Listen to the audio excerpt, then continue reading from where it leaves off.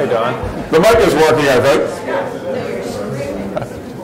Welcome back, and we're looking forward to the final session this morning, where what we're going to try to do is to weave together the pieces that have been laid out in the discussions that we've had so far earlier today. I'm Don Kettle. I'm Dean of the School of Public Policy at the University of Maryland, and it's my great pleasure to have a chance to be able to moderate the discussion that we have coming that will be featuring two people who are, by most measures, some of the most successful deputy secretaries who have ever served in the federal government, as well as someone who has had a unique perspective from Capitol Hill. Our panelists are Mort Downey, who served as Deputy Secretary of Transportation in the Clinton administration, Lynn Scarlett, Deputy Secretary of Interior in Bush 43, and then Tom Davis, former Congressman, Chairman of the House Government Reform Committee, and we're going to be talking about two different kinds of issues, some of which have to do with so much of what we talked about in the last session, dealing with the challenges of trying to deal with these issues from the congressional perspective and the way in which Congress can help or sometimes not the process of improving performance, and then the process of frontline operations in the federal government as well. So that's our agenda. We're going to conclude with some looking forward lessons in particular, because one of the most important things that came out of the last session was the importance of making sure that the transition works from this administration to the next. So we'll conclude with some thoughts on that, but let me get started by asking Congressman Davis about your thoughts from Capitol Hill. You've had a unique perspective on this. You've heard some of the conversation in the previous session about just how important Congress is in helping, or sometimes not, the process. Your perspective? Yeah, a couple. First of all, I'm just proudest of the fact I left Congress undefeated and unindicted. And I always have to start off these days with a I think we need to get used to the fact that the new normal in American politics is divided government. You look back over the last, since 1980, almost 80% of the time, one party's controlled at least one house of Congress and the other house, the presidency by the other party. And when you look at the structural alignments today, the House, the way the districts are drawn, at least for the next decade and maybe thereafter, has an inherently Republican advantage. Just an example, the Democrats got 1.5 million more votes for the House in the last election than the Republicans, and yet the Republicans have a 17-seat edge. That's a confluence of gerrymandering, the Voting Rights Act, residential sorting, and a number of factors that go into that. But the House has a Republican bias, and it would take something of a wave to put a pretty good-sized wave to put the Democrats back in control there. On the other side, when you look at the Electoral College, you have 18 states plus the District of Columbia have now voted Democrat for president 6 straight times. I call 6 straight times a trend. That's not, and that equals 242 electoral votes. Looking at that, Republicans have 13 states they've carried 6 straight times, but that's 102 electoral votes. So Democrats have an electoral vote. Republicans have little margin for error in the Electoral College the way. So you have some inherent biases in a system that, as I said, over the last 35 years has been divided 80% of the time. I think that's what we're looking at. So divided government is a different dynamic than when you have one-party government. One-party government now turns into almost a parliamentary model where the House and Senate members feel that their futures are tied to the success of the presidents, and they become almost parliamentary in their behavior instead of what I call institutional, where they look at their institutionally. But that's a whole different story. Point is, Democratic administrations or Republican administrations have got to learn to deal with parties on the other side. And the major problem on a lot of these management issues is that the committee with the jurisdiction over these issues is also the investigative committee. And that's a different dynamic. And administrations have to learn to take a punch one day on investigations and get up there and deal and cut the deal on the bill the next day. I see Ed DeSev out there. Ed and I worked together. I voted to impeach President Clinton. We shut the government down, but we worked a lot of deals in between, and we didn't hold that against us. The other good news here is that management issues are not inherently partisan. When you take a look at these good government issues, efficiency issues, high-risk issues, smart lean government issues, these are not issues that lend themselves to partisanship. One party is not for them or against it, and they also are under the usual partisan radar screen. So that these are not heavy issues where if you cooperate with the other side, Fox News or MSNBC are going to beat you up on it. So there's a lot of potential there for administrations that understand that ability to work together on some issues and take a punch on the other side. And they said under the Clinton administration, which I was on the committee for 14 years, we did pass Clinger, Cohen, Gipper, just a whole lot of legislation. On the Bush administration, the first 2 years were in some ways our most successful, where I had Joe Lieberman as the chairman over on the Senate side. And we in the House, and we passed the E-Government Act, we had Services Acquisition Reform, FSMA, and a number of other initiatives that we got through. The Appropriations Committee is important, but the Appropriations Committee, when they pass things, it's generally the only thing going through Congress these days. It's so divided. So you get a lot of stuff attached to these bills sometimes, and these omnibuses and all that, but nothing gets on an appropriation bill if the authorizing committee chairman don't approve it. So the authorizers still have a role to play in this, and I think there's a recognition in leadership that appropriations are the only tool to get some of these things in. Usually, as leadership looks at a bill where they're adding a lot of Christmas ornaments, they're always looking, is this going to add votes or subtract votes? Management issues are generally the kinds of issues that can attract votes and make it a more palatable vote on a tough vote like that. The tendency is when the opposition party controls the investigative committees, Senate, Homeland, and the House Oversight and Government Reform, they tend to over-investigate. When it's the same party, you tend to under-investigate. That's been the dynamic through time. And the one thing I'd say about the executive branch, in my experience, is it usually takes administration a couple of years to get up and running. You get a new crew in town, just getting your people in place and confirmed and everything takes a while. So it's important right away for them to get over these committees, find out what their priorities are, and get the legislative process moving through. The one thing that defies logic, and something I think presidents had through Reagan, was taken away, but that is the ability, reorganization authority. Presidents ought to have permanent reorganization authority where they can come in, make changes. If Congress doesn't like it, they can vote it down. They have that ability. But it simply gives the president the ability to rearrange the executive branch in a more efficient manner and bring it to Congress with an up or down vote. Up or down vote being very important so that you don't get into all these jurisdictional squabbles and people start amending it accordingly, interest groups start playing in. That ought to apply to Republicans and Democrats. I still think that is a doable item for an administration that wants to put something on the line. It would really be a legacy for future administrations just to try to get our house in order. And I'll stop there. I've got to leave at 10 up, but here for 20 more minutes. I'll want to. Terrific. Let me follow with just one question about the role that Congress might most properly play in the whole question of management. Because what you've suggested is an era of essentially permanent political contentiousness, an instinct toward investigation, a disconnection from management and budget.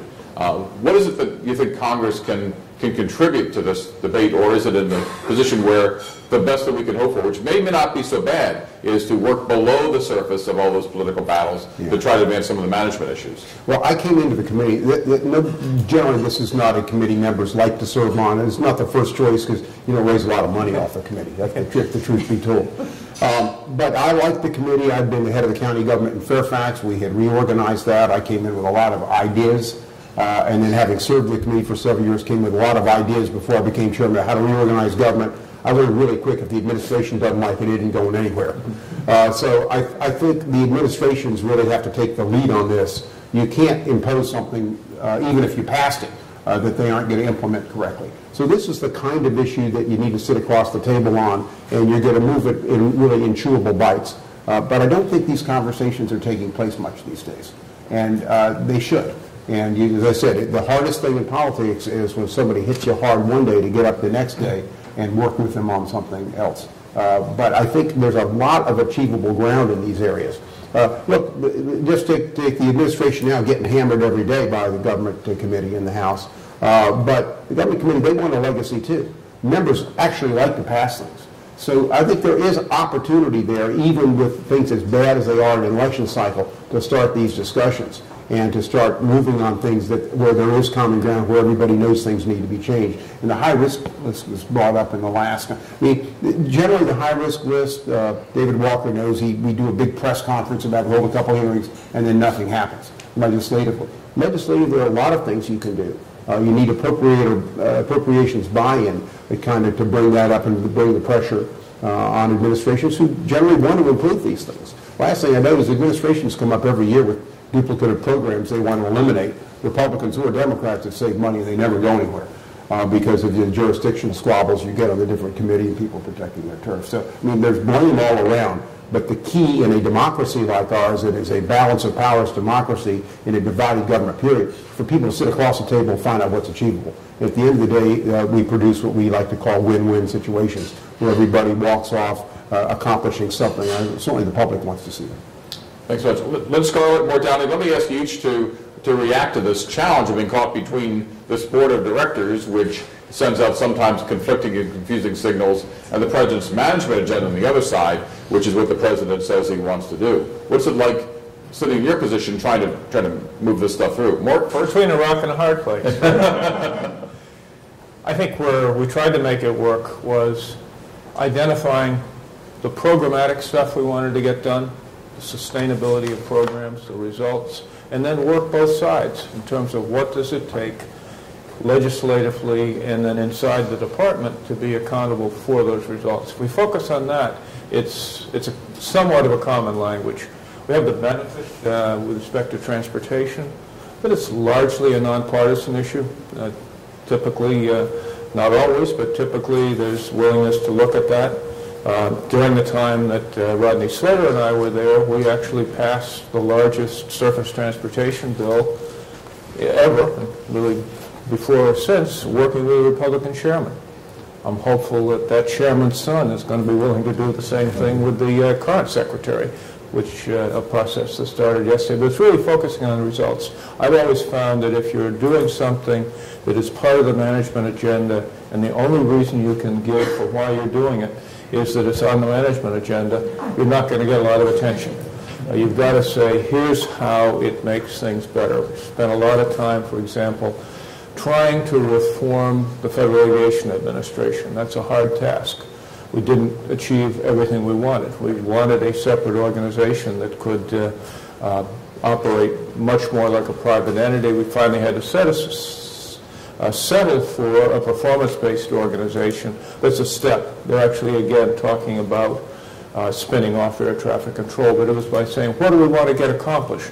What do the controllers want as their life in their work? What do the airlines want? What do the providers of equipment want? And then what kind of a management structure could get there? If you just try to impose it as a management structure because it's on an agenda or out of fear that something else might happen, you don't get results.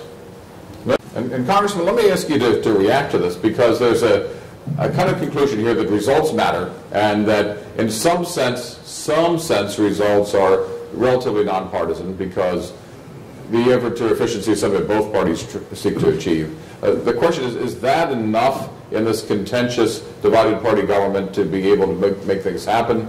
Or to come back to a question I want to press on a little bit more, is this something we just have to be content to allow happen below the surface, to allow the broader political battles to happen, and to pick our battles and try to find our victories where we can along the way? Yeah, I think it's got to stay below the radar screen. I don't think there's, I think you elevate this to a certain level, the partisans kick in. And remember, there is a certain element in each party that when the other party's in control, it's a gotcha mentality. I don't say they're rooting for mistakes, but they jump on mistakes and highlight those mistakes and hold hearings on those mistakes and sponsor bills on these mistakes. And that's kind of the repetition of basically saying they're incompetent, throw these guys out, or they're crooked, or whatever. So you have that element today. Now, Mort talked about how transportation is relatively bipartisan. I used to say when I was running for county office that there's not a Republican or Democratic way to fix a pothole. That's kind of the old traditional. That's no longer true, because Republicans want to privatize it, and the Democrats want a project work agreement, a labor agreement to put the thing together. And this stuff has just become so ideological as we go through now. So I think you keep it below the radar screen, but people want good government. And by the way, when you achieve a legislative result, members like getting those presidential pins. They like being up there and going back to their constituents and say, I saved money, or I did this, and the like. It's just getting there today is so contentious because of your media models, which thrive on polarization. Your partisans out there saying, why are you working with this guy? I mean, we've literally had members of both parties being defeated because they're in a picture with the president from the other party. I can walk you through case after case. Some of you ran the campaign committee twice. Lynn? So I want to reflect on one thing the Congressman said. While at one level, staying below the radar screen is advantageous so that one doesn't invoke any partisan dynamics. At another level, if you're sitting in an administration and needing, for example, to make a significant investment in financial management integration, that doesn't come free. You need resources, and the only entity that can provide those or authorize those resources and appropriate them is the Congress. And so there are some things that can stay below the radar screen. Others, invariably, you need to take your agenda up there and pitch it and try to get across the finish line. How soon do you think an administration, say hypothetically a second Obama administration, ought to begin planning for this transition? I think you plan starting the day you come in. Good. That's a very good answer. But let me unpack it a little bit. Yes, in many respects that relates to what I said a moment ago. Look at what you're doing. See that pathway forward, including beyond your years, and that's part of your transition from day one. But beyond that, obviously, by the time you get, say, 2 years into an administration and are anticipating that you've got 2 more to go, I think it's at that midway point where you really have to very systematically begin thinking, what's that transition look like? Do we need to invest a little bit more in it in terms of producing relevant documentation or things that we're going to hand the baton along to the new administration? I had the opportunity to chair the transition team going into DOT this Obama administration first term, and the people who were there had done a good job. And they also knew fairly early on that I would be coming in to hear what they've been doing. And they did a very nice turnover, and it was complete. It left opportunities for the new folks to decide what they wanted to do, but they had professionally carried it forward, and I think the results paid off. So the question for those in the back is really how to try to frame these management questions in a way that gets traction and has reality on the Hill. Lynn, starters? Yeah, well, I will say that in my 8 years at the Interior Department, our 2 key sets of interactions on the Hill were with our appropriators, Senate and the House side, and with our authorizing committees. With the appropriators, our management work and our dialogue with them was relatively straightforward because they really cared about the dollars and cents. What were these efforts going to cost, and were they going to yield any savings, and or if not savings, were they going to yield some other tangible result that the appropriators would care about? And so that discussion was fairly straightforward.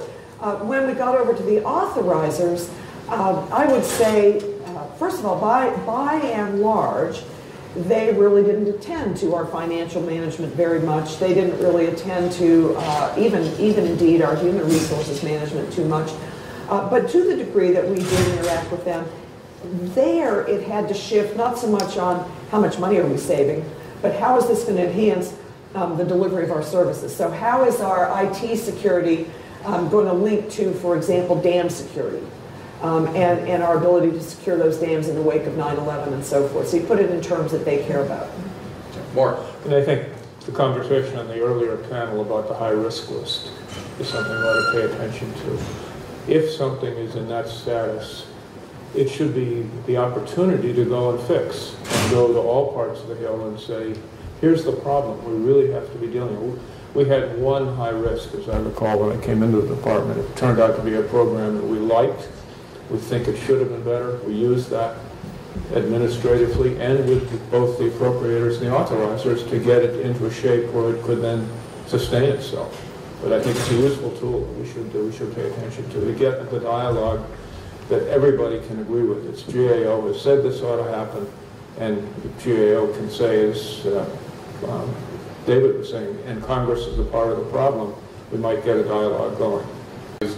Put in that context of everything else we've been talking about here today, that Congress is increasingly fragmented, that we've got a problem of divided party government, that we have this division between the appropriators and the operations folks on the Hill, that OMB has its own divisions, that it's got to be real to the president to be able to pick up and move things forward. And you're talking about what is clearly the single most important thing, which fits none of the operating procedures in this matter. So the question is, okay, I'm from the head of the transition team, pick your favorite candidate, and I'm now convinced. And now what I need to be able to do is to go to the president and say, Mr. President or Madam President, what I most need to do is this, and the way we're going to do it, whether our management agenda is... Pick a few targets where success can be achieved relatively quickly. Don't try to build a big program to do this. Build it up from success to success in areas that the president cares about. And that last piece, I think, is incredibly important, which is often left to the side of the table. I would agree. Pick a few rather than many targets. And they certainly should be targets that the president cares about. It's also, I think, helpful if those targets do link in some way to known challenges. Because you're going to have more traction if that particular problem is rooted in a top risk list, a major IG report or set of reports, or NAPA report, whatever. So yes, I basically would concur with that. Keep it simple, keep it focused. And then the other thing I would say is something I said earlier, which is don't dismiss what the previous administration has done or what your preceding administration has done. Look at those things that are on their way to success and take hold of them and run with them. And so, with thanks to Tom Davis, Lynn Scarlett, Portnow, thank you very much.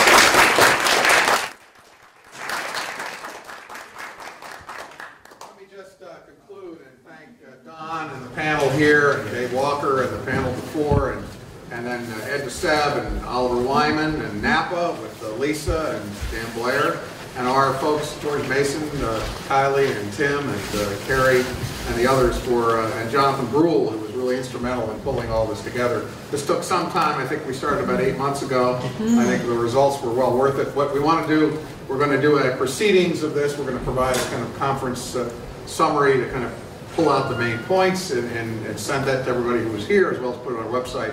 And the video will be also available on our website, and we'll send that out to everybody as well. So again, we really thank all of you for spending time on a very rainy morning. You're the stalwarts. You're the ones that make this work. And so thank you again.